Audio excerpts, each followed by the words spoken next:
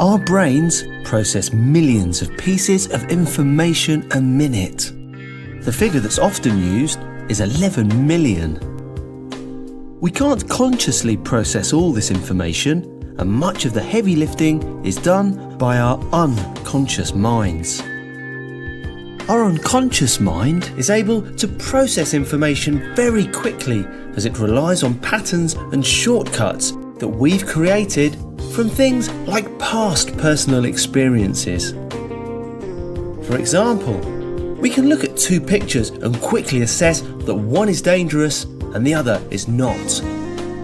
This type of thinking has helped us to survive since the earliest of times, and it's still very important in certain situations.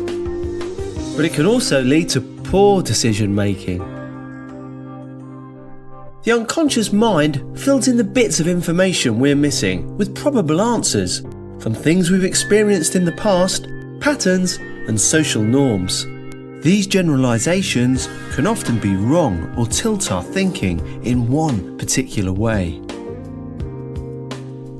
It's similar to stereotyping. An example of this would be someone who's wearing particular clothes, has a particular hairstyle, accessories, and so on, and then coming to certain conclusions about that person. That they're lazy, they don't tidy their room, they play computer games, and so on. All based on the fact that these are the sort of things that people like that do. This stereotyping gets worse and more serious if it refers to, for example, a person's faith system, race, or their culture.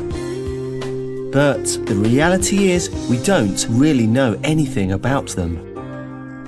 If someone takes a personal characteristic and applies it to everyone in a group equally, then it becomes ageism, racism, sexism, and so on.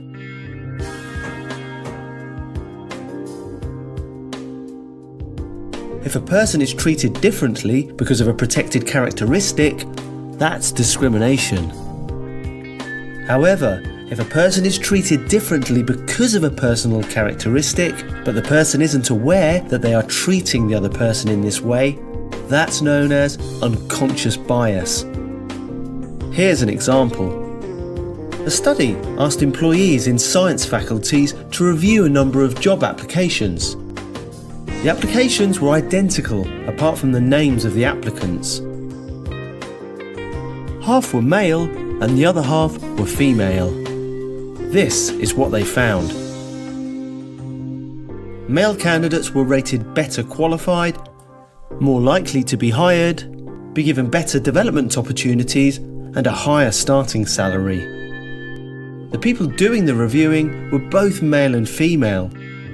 These biases were unconscious. In the workplace, unconscious biases such as this are often revealed in the recruitment and selection process, when decisions are being made about promotions, selecting colleagues for training and advancement opportunities, and also in everyday situations. It's very hard to stop doing something when you're not aware that you're doing it. However, one thing that some organisations are doing is creating an environment where calling out possible unconscious biases is encouraged. It's often easier for others to spot when someone is showing bias. Another way is to justify your decisions based on real criteria. For example, what are the job criteria and who best matches them?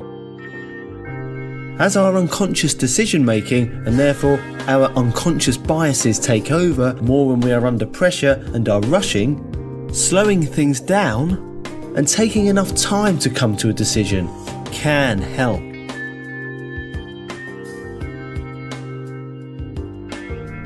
Another thing many organisations are doing is to try and eliminate or at least reduce unconscious bias by design. An example of this would be anonymising job application processes and creating workplaces which are gender neutral and help to make everyone feel included. We all have unconscious biases. They can be helpful in the right situations, but the shortcuts that are used can can fool us into making poor decisions or ones that lean in a particular way. We can design processes to reduce these biases as much as possible, help each other to recognise them when they occur, and also check ourselves by making sure important decisions are being made for the right reasons.